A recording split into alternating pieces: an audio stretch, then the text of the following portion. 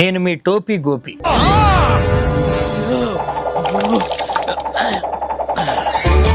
Game changer movie review గురించి మన హ్యాపీని అడిగి తెలుసుకుందాం.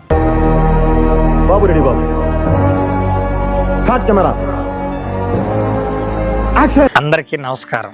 నువ్వు ఎంత కాకబట్టినా ఇక్కడ పడేవాళ్ళు లేరే. నేను మీ హ్యాపీ గోపి అండి. ఇవే తగ్గించుకుంటే మంచిది. ఈరోజు గేమ్ చేంజర్ మూవీ రివ్యూ చెప్పడానికి వచ్చాను. తగలబెట్టండి సార్ నిరంజన్ గారు. ఇంతకీ కథ ఏంటి హ్యాపీ? మన హీరో ప్రియురాలి కోసం ఐఏఎస్ అవుతాడు.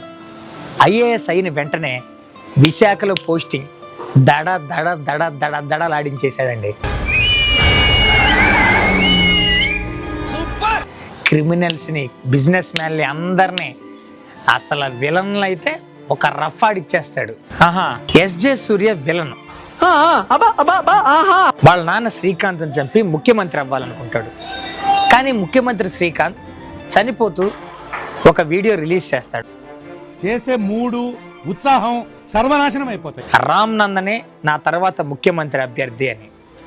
సో ఇంతకీ రామ్ నందన్ ముఖ్యమంత్రి అయ్యాడా? అభ్యుదయ పార్టీ అప్పన్న పాత్ర ఏంటి? ఇవన్నీ తెలుసుకోవాలంటే సినిమా చూడాల్సిందే. మరీ అంత ఎదవలా కనపడుతున్నారా? ఓ మాదిరిగా కూడా కనపడలేదా? కథ అయితే నాకు కూడా బాగా నచ్చింది. చాలా బాగుంది కథ. కొంచెం రొటీన్ కథే. సినిమాలో కొన్ని ఎలివేషన్స్ అలాగే ట్విస్ట్లు ఆడియన్స్ బాగా ఎగ్జైట్ చేస్తారు.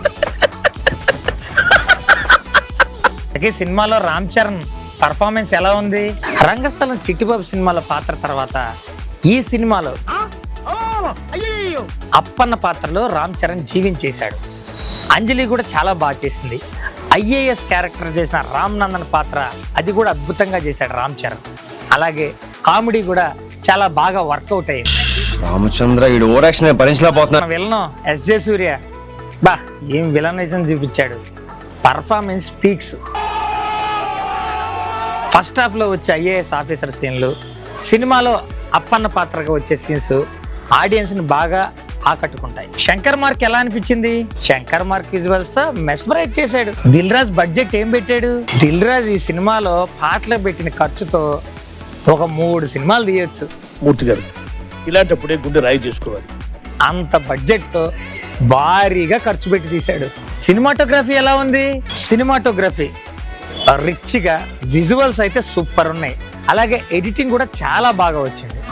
ఫైనల్ గా సినిమా గురించి ఏం చెప్తావు? సాలిడ్ ఎమోషన్స్ తో సాగే పొలిటికల్ యాక్షన్ డ్రామా అని చెప్పొచ్చు.